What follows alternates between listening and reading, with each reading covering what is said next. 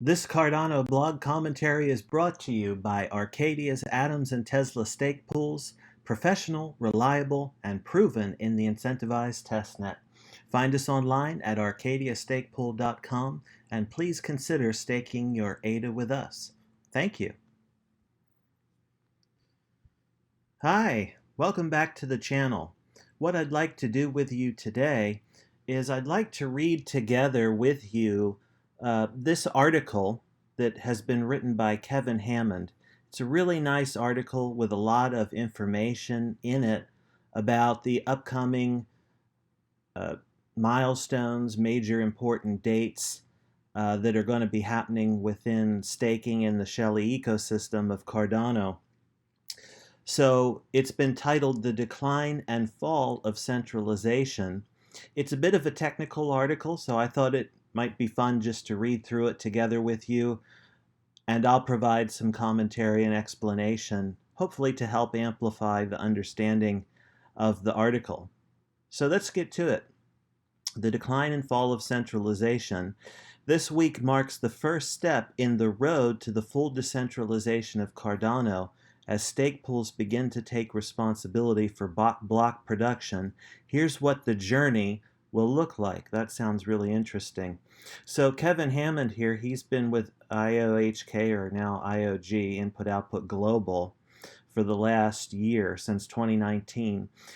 If you're not in the computer science scene, you may not know that he wrote the original implementation of a compiler for a functional programming language, Haskell. So he wrote the original Haskell compiler while he was at Glasgow University, and that project has turned into the GHC compiler, the most popular compiler for the Haskell programming language. So he's definitely one of the original movers in this area, and a big influence and a huge knowledge base in Haskell programming. So very important guy, and looking forward to reading this article. Full decentralization lies at the heart of Cardano's mission. While it is not the only goal that we're focused on, in many ways it is a goal that will enable and accelerate almost every other. It is integral to where we want to go as a project. It is also where the philosophical and technical grounding of the entire Cardano project meets its community in very real and tangible ways. This is why we've done a lot of thinking on how to achieve decentralization effectively, safely, and with the health of the ecosystem front of mind. Defining decentralization. All right, so at this point, he's going to define exactly what he means in this introduction by decentralization. What is a decentralized blockchain? What are, let's say, the three pillars of that kind of an ecosystem? So he says, let's start by explaining what we mean by decentralization. This is a word that is fraught with challenge, with several competing meanings prevalent in the blockchain community. For us, decentralization is both a destination and a journey.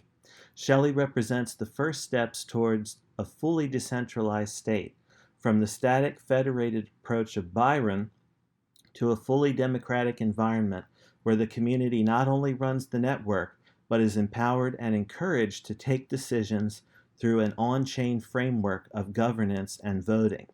True decentralization lies at the confluence of three essential components working together in unison. And now there's this bulleted list that gives what those three essential components of the decentralized architecture of Cardano are. The first is networking, where geographically distributed agents are linked together to provide a secure and robust blockchain platform. So this is expected to be achieved in Shelley. They've already made a big leap towards that. There's still some work to be done. So with the Cardano node that stake pools operate, with the dataless wallet that delegators operate, you have already distributed throughout the world the block making mechanism of the Cardano chain. And these are linked together through the internet. Right now, the thing that is not done is there's no peer-to-peer, no P2P protocol that is active within the Cardano nodes. So what the stake pool operators are having to do at this particular point in time is they have a static network topology that they load at the start of the Cardano node. And if for whatever reason one of the members of that topology, one of the other network nodes that they're connecting to in that static list somehow drops offline, there's nothing within the Cardano node that can go out and search for another nearby or connected relay of the blockchain. Without that topology, the particular node doesn't know how to go out and find the next block in the blockchain, because your particular node isn't producing all the blocks. You have to be connected to other nodes. That's where this networking concept comes in. You have to be connected to these other nodes in order to download all of the blocks from the chain and participate in the verification and block building process. So right now, pool operators have to watch constantly how many other network nodes they're connected to, and as that list that they've created gets old, it needs to be constantly refreshed and updated.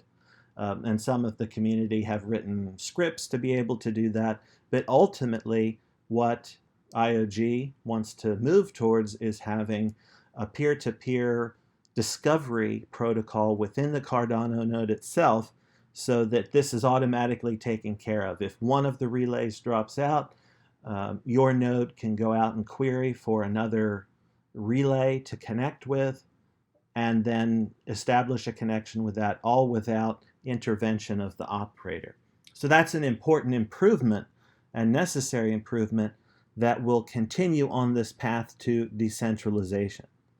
All right, the second item here is block production, where the work of building and maintaining the blockchain is distributed across the network to a collection of cooperating stake pools. So if you're a single entity like Input Output Global, and in the Byron era, which was what he was talking about earlier, where you had the federated approach of Byron to a fully democratic environment where the community not only runs the network, but is empowered and encouraged to take decisions. So if you are the sole entity controlling the blocks, you really have complete control of the blockchain.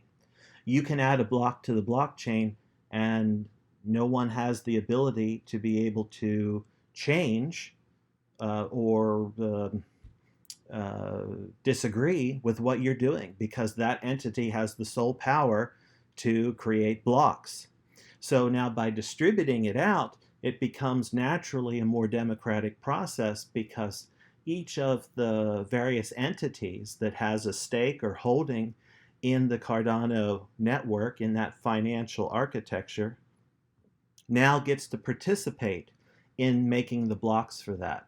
And because no single person, no single entity or group can control or has a controlling interest, then it becomes very difficult to take over and do something malicious with the chain. So this is the so-called 51% attack. If you could aggregate at least 51% of the stake, then you would have a controlling interest in what happens. But the idea behind proof of stake is that becomes so financially burdensome that it's just all but completely improbable that something like that could happen. So the second pillar or leg, in terms of what they define as a decentralized network, a decentralized blockchain, includes this element of distributed block production. So all of the nodes are networked together. Like I said, the peer-to-peer aspect of that is still being built. It is yet to be activated, but that's being worked on. Block production, that's what we've just started on. So this introduces the concept of that D parameter, and we're going to talk more about that. The D parameter, called the decentralization parameter, as that is stepped from a value of 1 down to 0, the block production will be handed off from the federated nodes that are controlled completely by input-output global. That block production will be handed off to the more democratic Shelley era stake pools.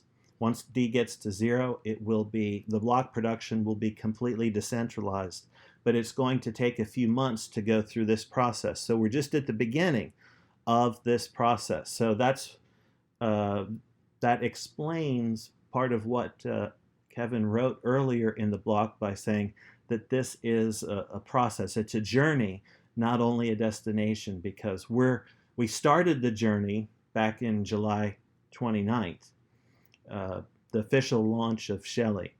But as we go forward, it's going to take several weeks, several months to be able to work through all of these different aspects to get to the place where they want to be. So that would be D equals 0 here with the block production, where all of the block production is accomplished by the stake pools and the networking. The peer-to-peer governor is active and working without any issues. And then finally, the third pillar of that is governance, where decisions about the blockchain protocol and the evolution of Cardano are taken collectively by the community of Cardano's stakeholders.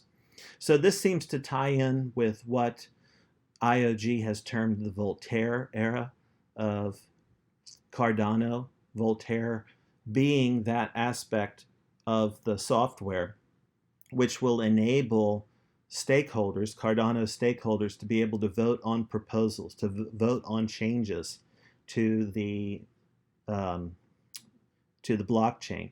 Remember, and that follows on very specifically here with block production, because if you're the sole block producer, there's really no democratic process there at all. You're making the blocks. You can decide what you want to do with the blockchain, all of the fundamental parameters that control the production of blocks and what goes into those blocks. You have that control. Once you move to this distributed Shelley architecture, where the stake pools are now making these blocks, you've got to come up with a system of governance, so that these different stake pools can cooperate together, move forward in a systematic way to make decisions. If you're the only block producer, hey, you get to make the decision. You're the one who's doing the whole show right there. But IOG doesn't want to be in that place. They want it to be decentralized. If it's decentralized, then what you have to do is you've got to have some tool to be able to bring that community together, to organize a system of votes, to be able to submit proposals, to be able to vote on them, to have a way of polling the entire community, to be able to vote for these and then decide what to do. So this is a huge aspect of enabling the first two parts of this.